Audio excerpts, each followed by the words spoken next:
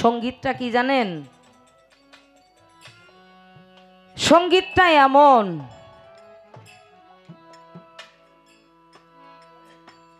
বিসমিল্লাহ খান তাকে প্রশ্ন করা হয়েছিল, আপনি এই যে সানাই বাজান,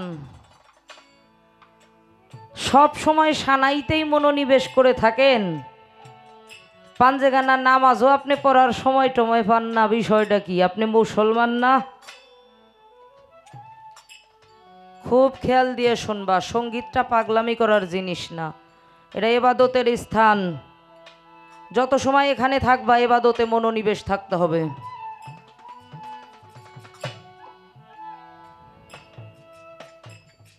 তো বিসমিল্লাহ খান বলেছিল নামাজ পড়ে কার জন্যে?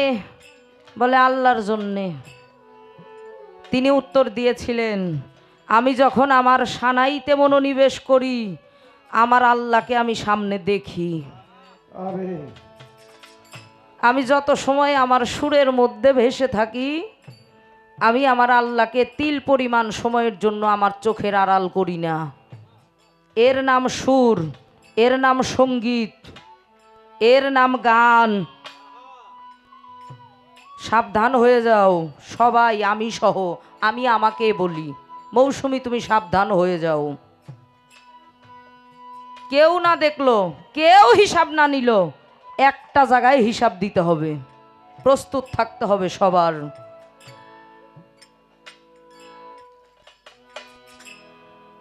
আর মুখের কথায় হয় না বাবা। রশিদ সরকার বাবাজান বলেছেন না, ভাষা ভাষা মুখস্থ জ্ঞানে সাধন ভজন হবে কেনে, বস্তুনিষ্ঠা এটা বাস্তবের দরকার। সাধন ভজন এটা কঠিন একটা ব্যাপার, মুখের কথাই হয় না। এটা বইয়ের লাইন মুখস্থ না, যে মুখস্থ করলাম আর আমার আমল হয়ে গেল, তাই এমন না। মাওলানা জালালউদ্দিন রুমি যার মতো মাওলানা বিশ্বে দ্বিতীয় আরেকজন হবে না, সেই মাওলানা রুমি বলেছেন আমি ততদিন পর্যন্ত মানুষই হতে পারি নাই যতক্ষণ পর্যন্ত আমার দয়াল শামস তাবরিজের গোলামি না করছি।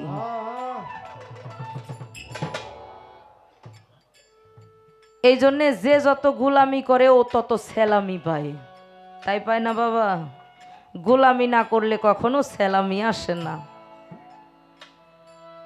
আমরা যেন কেউ মনে কষ্ট না পাই, কাউকে কষ্ট দেওয়া আমার উদ্দেশ্য না, গুরু যেন মাফ করে। গুরুর সাথে ভালোবাসা করতে হলে দেহবাসাটা সুন্দর করতে হয়।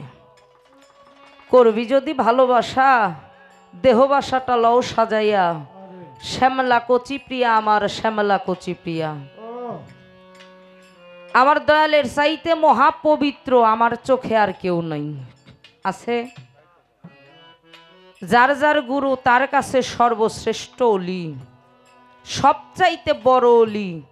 আমার গুরুর চাইতে বড় অলি আমার চোখে আর কেউ নাই, এটা সবার জন্যই। গুরুকে ভালোবাসতে হবে ওই জায়গাটায় রেখে। লালন সাইজি বলেছেন, যাই যাবে মোর জাতি কুলমান তাতে ক্ষতি নাই, যদি আমি আমার মুর্শিদ চানকে পাই। জাত ধর্ম সব জাহান্নামে যাক, জাত ধর্ম দিয়ে কি ধুয়ে পানি খাবো যদি আমার বন্ধুকেই আমি না পাই?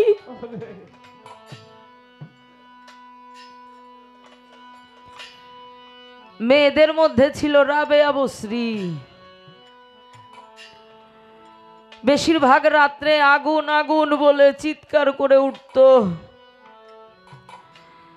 আগুন লাগছে, কেউ কি আসো, আগুন নিভাতে পারো? যে যার মতো করে পানি নিয়ে ছুটে আসতো আগুন নিভানোর জন্য, এসে দেখে কোনো আগুন লাগে নাই। রাবেয়া, তুমি মাঝে মাঝেই গভীর রাত্রে আগুন আগুন বলে আমাদের ঘুম নষ্ট করো কেন? আজকেও আগুন আগুন বলে ঘুম নষ্ট করলে, প্রায় এরকম করো। যদি আগুন আজকে না দেখাতে পারো তোমাকে শাস্তি দেওয়া হবে। রাবেয়া ডাক দিয়ে বলেছিল, এই আগুন অনুভব করা যায়, চোখে দেখানো যায় না। যে আগুন দেখানো যায় না সেই আগুন বলে চিৎকার করো কেন? আজকে দেখাতে না পারলে শাস্তি দেওয়া হবে।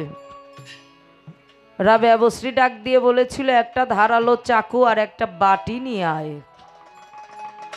একটা চাকু আর একটা বাটি এনে হাতে দেওয়া হলো। ধারালো চাকুটা নিয়ে রাবেয়া তার হাতটা এইভাবে ধরে যতই পোষ দেয়, এক ফোঁটা রক্ত সেখানে আসে নাই। শুধু শরীর থেকে আসছে ধোঁয়া। আগুন থাকলেই তো ধোঁয়া আসে, তাই আসে না? ধোঁয়া আসে আর মুর্শিদ প্রেমের আগুনে পুরা ছাইতে বাটিটা ভরে যায়। ডাক দিয়ে বলেছিল, গ্রামবাসী রে, এটা সাধারণ আগুন না, এটা আমার মুর্শিদ প্রেমের আগুন, এটা আমার গুরু প্রেমের আগুন, আমার ইসরাফিল পাগল প্রেমের আগুন। তোরা কি করে বুঝবি? তোরা কি গুরু ধরেছিস? গুরু প্রেমে কখনো মজে দেখেছিস? তোরা কি করে বুঝবি? গ্রামবাসী ডেকে বলেছিল, আমাদের ভুল ভেঙে গেল রে।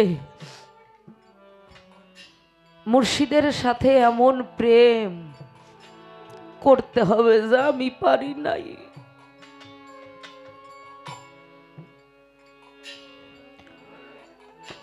পারি নাই, আমি নিজেকে ধিক জানাই। মানুষ হয়ে জন্ম নিয়ে কোনো কিছু করতে পারি নাই। স্থূলের গুরু পিতামাতা না তাদের সেবা করতে পারলাম, না আমার পরপারের বন্ধু নিদান কালের সাথী আমার দীনবন্ধুর সেবা করতে পারলাম।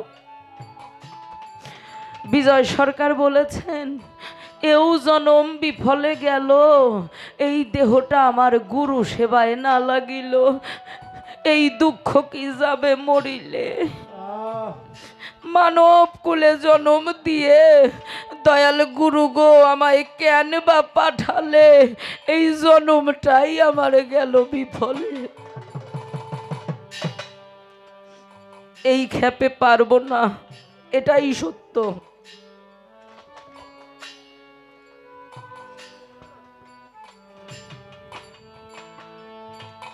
নিজেকে নিজে প্রশ্ন করলে উত্তর খুঁজে পাই না। আমি কাউকে বলি না, আমি আমাকে বলি, আমি প্রশ্ন করি, আমি উত্তর চাই, খুঁজে পাই না। ছোটবেলা থেকে আমি আমার মাকে দেখেছি, আমার বাবাকে তেমন একটা পাই নাই কাছে। তা আমার মা একজন গুরু প্রেমিক নারী, আমি গর্ব করি। আবার যদি পাঠাও দয়ালে ভব সংসারে, একজন গুরু প্রেমিক মায়ের কোলে জন্ম দিও মোরে। আমি মুসি হলেও সুসি হব, আমার মন যদি গুরু অনুরাগী হয়। কে মুসি, কে মেতর, কে ডোম, কে সামার, এটা না, ওর মধ্যে গুরু প্রেম যদি থাকে ও উত্তম, আমি নরধম। গুরু প্রেমিক মা, গুরু প্রেমিক বাবা, ওদের থেকে যে সন্তান আসে দেখবেন ছোট থেকে একটু একটু করে বড় হয়, বাবাকে দেখে গুরুকে ভালোবাসতে, অলি আল্লাহকে ভালোবাসতে, মাকে দেখে ওই একটু একটু করে ওইটাই শিখে। আর যে ঘরের বাবা মা গুরু প্রেমিক না, ওই সন্তান শিখবে কিভাবে? কারণ শিক্ষাটাই তো বাল্য থেকে, শিশু থেকে। প্রথম ভালোবাসাটাই শিখে বাবা মার কাছ থেকে একটা সন্তান। আমি 5 বছর বয়সে আমার বাবাকে হারিয়েছি। বাবার চেহারাটাও আমার ভালো মনে পড়ে না।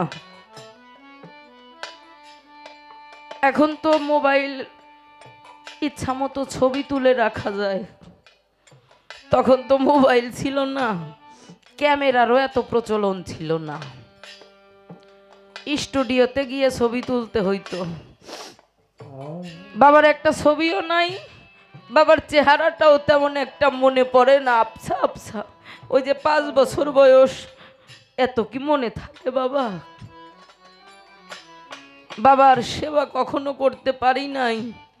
সন্তান হিসাবে বাবার ভালোবাসা কেমন হয় এটা আমি কখনো পাই নাই।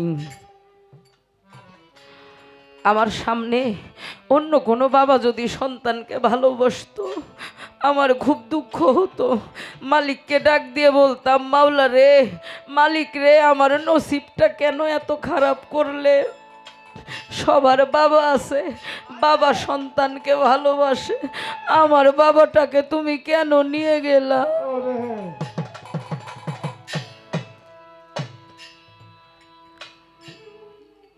যে মানুষটা ডাক দিয়ে আগলে ধরলো, আমি তো তোর বাবা আছি,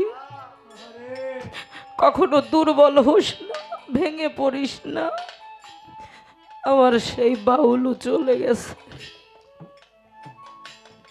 মুখ দেখে দুঃখ বোঝার মতো কেউ নাই আমার। দরদ মা বাবার মনে কষ্ট দিয়ে গুরু দরবারে গেলে গুরু ভক্তকে কবুল করে না। করে দেখবেন ফল ফাতেহায় গুরু দরবারে ফল নিয়ে আসলে গুরু আগে ডাক দিয়া জিজ্ঞাসা করে, তোমার বাবা মাকে দিয়ে আসছ? সঠিক গুরুর দরবারে গুলো হজ করে আসবো, বাবা মার মনে কষ্ট দিয়ে হজ কবুল হবে না। এই যে আমাদের মার্চের 2 তারিখে বোধহয় প্রথম রোজা। দেখেন আল্লাহর নবীজিও কিন্তু এই ঘোষণাটাই দিয়েছেন। আল্লাহর নবী ডেকে ডেকে বলেছেন, ঈদ সবার জন্য না। একজন সাহাবা প্রশ্ন করলেন, হুজুর আমরা মুসলমান, আমাদের জন্যই তো ঈদ। আবার হুজুর পাক বললেন, মুসলমান হলেই যে তার জন্য ঈদ হবে বিষয়টা এমন না। ঈদ তাদের জন্য যাদের ঘরে বাবা মা বেঁচে আছে। ঈদের দিন সকালবেলা ঘুম থেকে উঠে বাবা মায়ের পায়ে হাত দিয়ে সালাম করতে হবে। বাবা মাকে নিজের হাতে গোসল করে দিতে হবে। বাবা মাকে নিজের হাতে নতুন পোশাক পরায় দিতে হবে। বাবা মাকে নিজের হাতে সেমাই খাওয়াই দিতে হবে। ঈদটা তাদের জন্য। আমরা বর্তমান সময়ে কিছু সন্তান আছি, ঈদ বাবা মার সাথে না করে চলে যাই শ্বশুর বাড়ি ঈদ করার জন্য, যাই কি না? তাদের জন্য ঈদ না। আল্লাহর নবী, এই আপনারা কি সমস্যা কি? এই যে খোঁচাখুচি করেন কেন? নীরব থাকেন।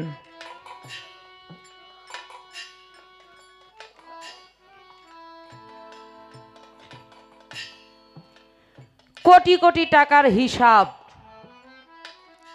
আপনি কম্পিউটার ক্যালকুলেটর হিসাব নামাতে পারবেন।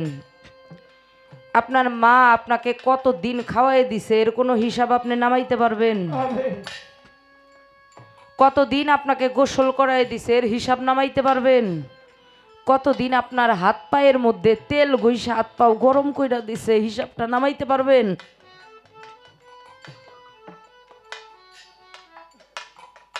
আমাদের মতো জঘন্য সন্তানদের জন্যই সরকার তৈরি করছে বৃদ্ধাশ্রম।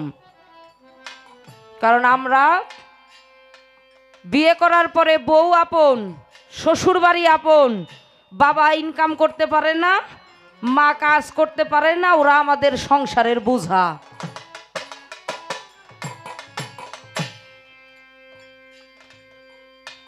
দোজকের নরা কীটোরা ওই সমস্ত সন্তানেরা। ঈদগাহের মাঠে প্রিয় নবীজি যখন এই কথাগুলো বলে, ঈদগাহের একটা কোনায় দাঁড়িয়ে অল্প বয়সের একটা ছেলে অঝরে ফুপিয়ে ফুপিয়ে কাঁদে। প্রিয় নবীজি হলেন অন্তর্যামী।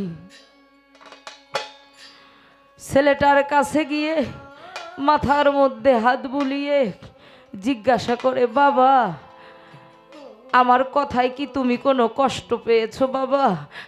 তুমি কাঁদো কেন বাবা? কি হয়েছে বাজান তোমার? ছেলেটা আমার হুজুর পাককে জড়িয়ে ধরে কেঁদে কেঁদে বলে, হুজুর, আপনি না বললেন ঈদ সবার জন্য না? আজকের এই ঈদ আমার জন্য না।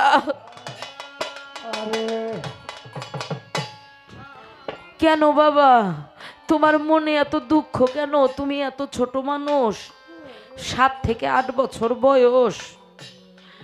ছেলেটা ডাক দিয়া কয়, হুজুর, আমি বাড়িতে যাব, মা বলে ডাক দেব। হুজুর গো, আমার তো মা বেঁচে নাই।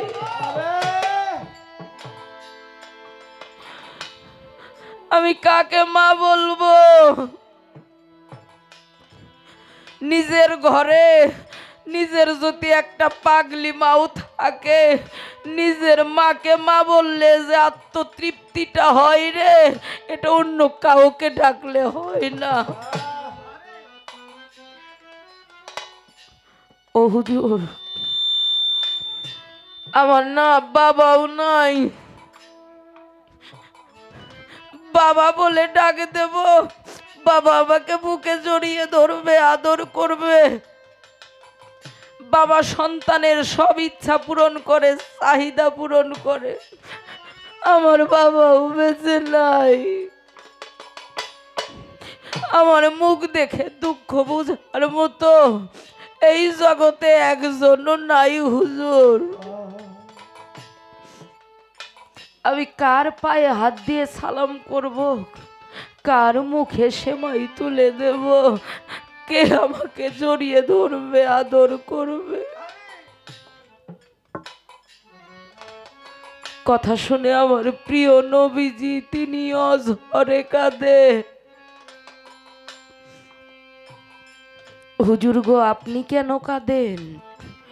আমার হুজুর ডেকে বলে, তোর মতো এতিম আমি নিজেও, আমি নিজেও যে এতিম রে। বাবাকে চরম চোখে দেখি নাই, মা একটু বড় হতে না হতেই চলে গেছে। মাইকের আওয়াজটা যত দূরে যাচ্ছে, সবার পায়ে হাত দিয়ে অনুরোধ করে যাই গো, পিতা হলো কাবা, মা হলো মদিনা।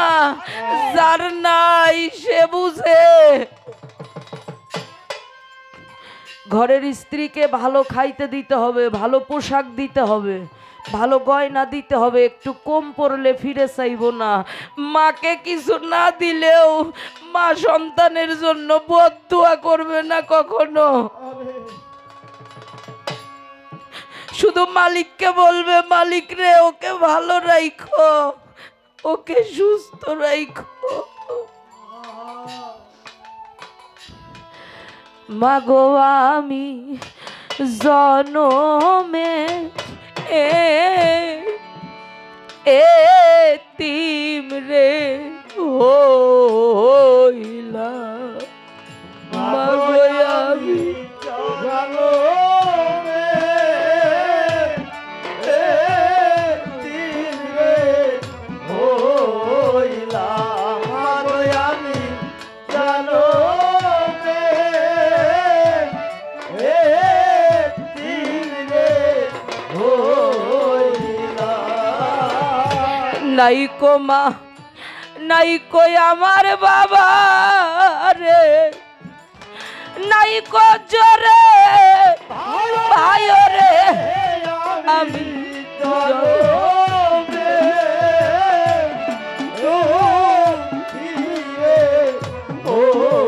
হইলাম, আমি জনমে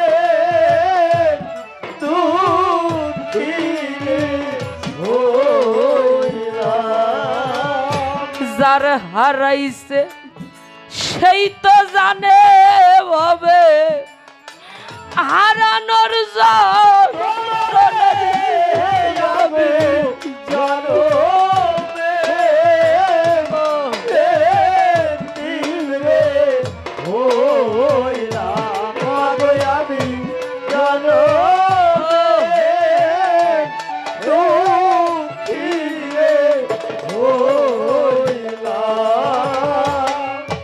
পাগল একটা বাবাও যদি থাকতো সাত্তার ভাই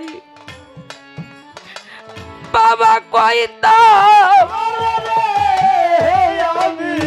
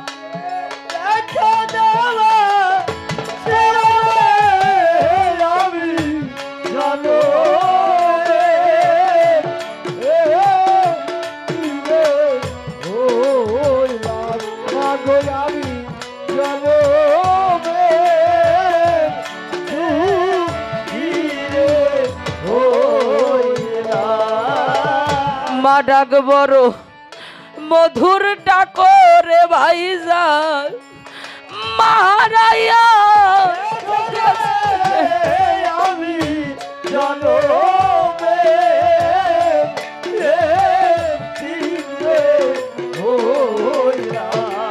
আমি জনমে দুঃখী রে বাবা ডাক কত মধুর ডাক যার বাবা হারাইয়া আমি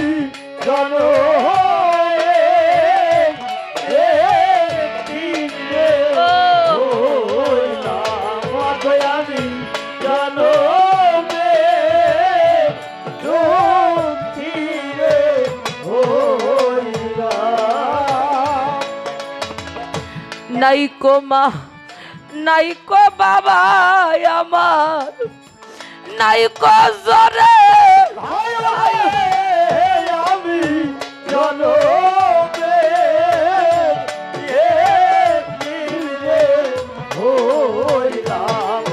আমি জনমে দুঃখী রে মুখ দেখে দুঃখ কেউ বুঝে না আমার দরদ রে হারাইয়া রে আমি জনমে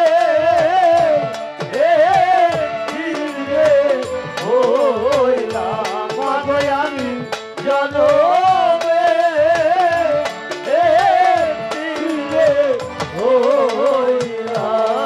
বড় নিদানে রিয়া ডাকি ইসরাফিল পাগল দেখা দাওয়া শিয়ারে আমি জনমে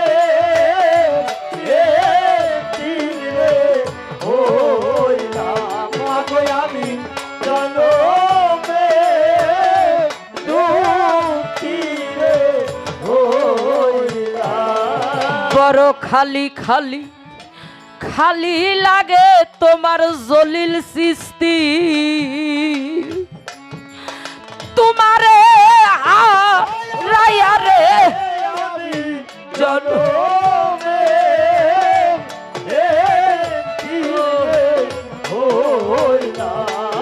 আমি জনমে দুঃখী ভাইয়ে জানে ভাইয়ের জ্বালা হবে তরিকার ভাই সারা রে আমি জনমে তিমিরে হইলাম মাগো আমি জনমে তুমি হইলাম। দুঃখে পড়ে যেই ডাল ধরি জলিল বাজান আমার সেই ডাল ভেঙে পড়ি রে আমি জনমে তিমিরে হইলাম মাগো আমি জনমে তিমিরে হইলাম। কত মানুষ সামনে দেখি আমার ইসরাফিল পাগল কোথায় রে আমি জনমে হইলাম মাগো আমি জনমে তিমিরে হইলাম। কি করিব কোথায় গেলে আমার দয়াল জান রে পাব রে আমি জনমে তিমিরে হইলাম মাগো আমি জনমে তিমিরে হইলাম। যে আমারে করত রে আদর যে আমারে করত আদর তারে যাইয়া কোথায় পাই কার কাছে যাইয়া প্রাণ জুড়াই এমন বান্ধব আমার নাই কার কাছে যাইয়া প্রাণ জুড়াই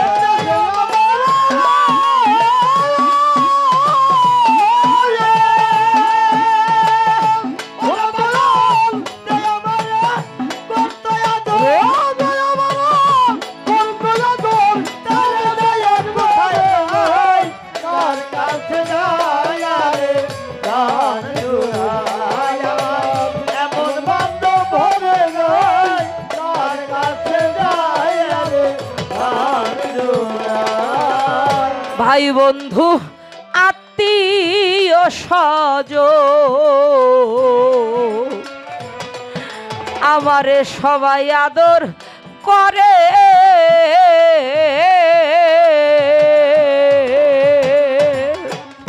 মায়ের মতো পাইলাম না মারাই খাছে উদরে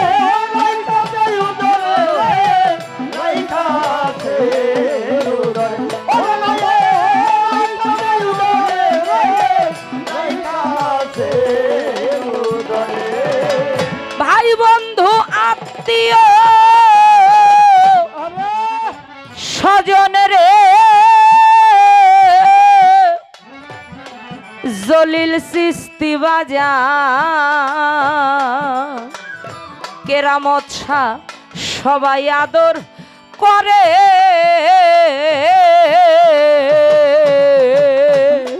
আমার মায়ের মতো পাইলাম না মা রাই খাছে উদরে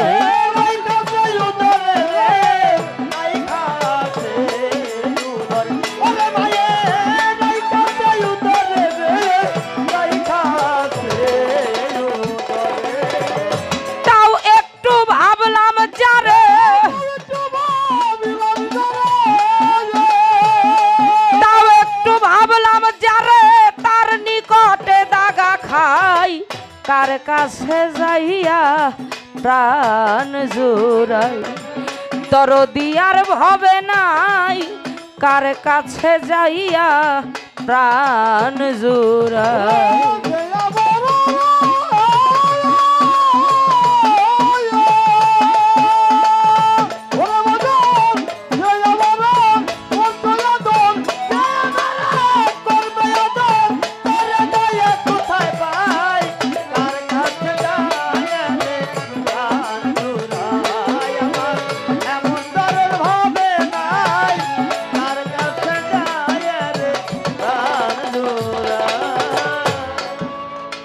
যে ব্যথা লুকায়া আছে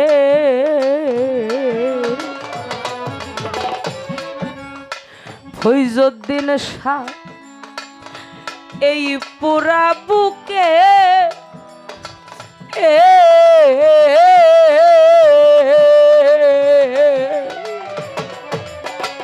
বিনোদ শাহ আমার ব্যথায় আমি জানি আর জানিবে কে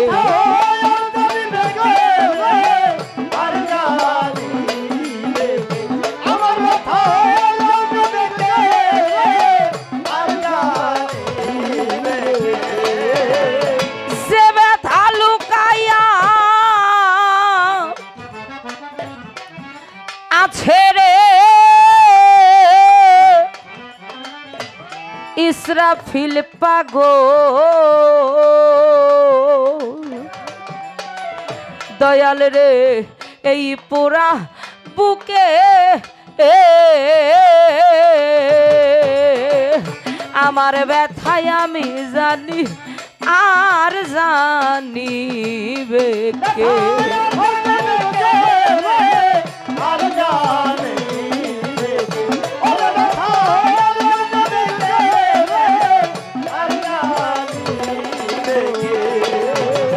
ঘুম আসে না পুরা চোখে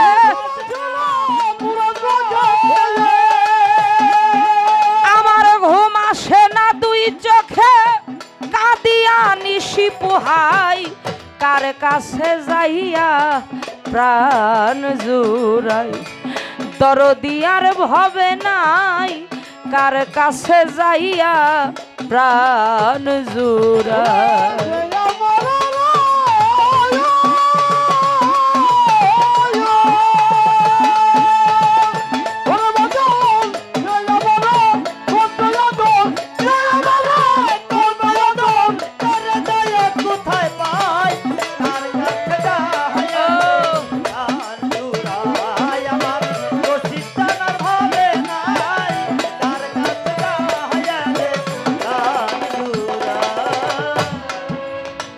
আমার ব্যথার অবসান জলিল বাজান হলো না জীবনে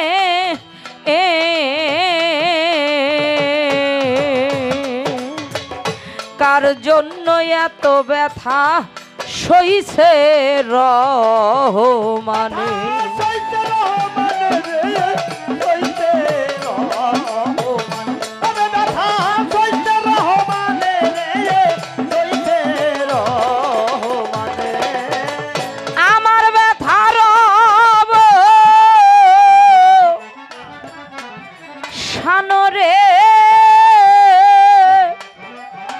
আমার ইসরাফিল পাগল দয়াল রে হলো না জীবনে কার জন্য এত ব্যথা সইছে রহমানে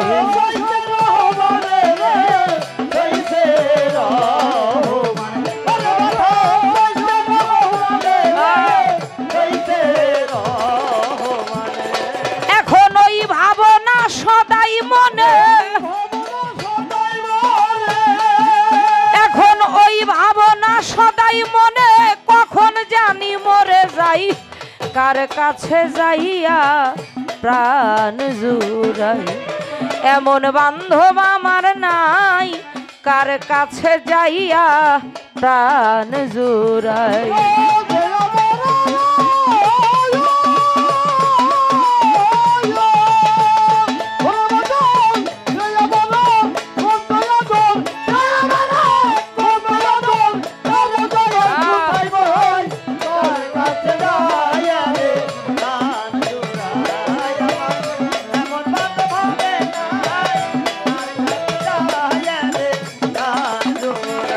যে আমারে করি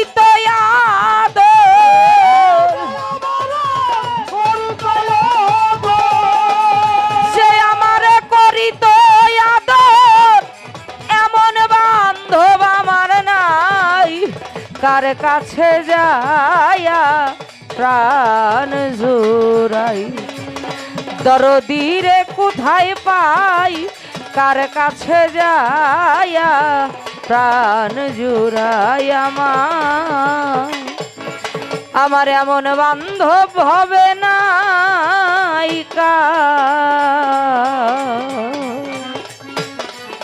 কার কাছে যায়া রে প্রাণ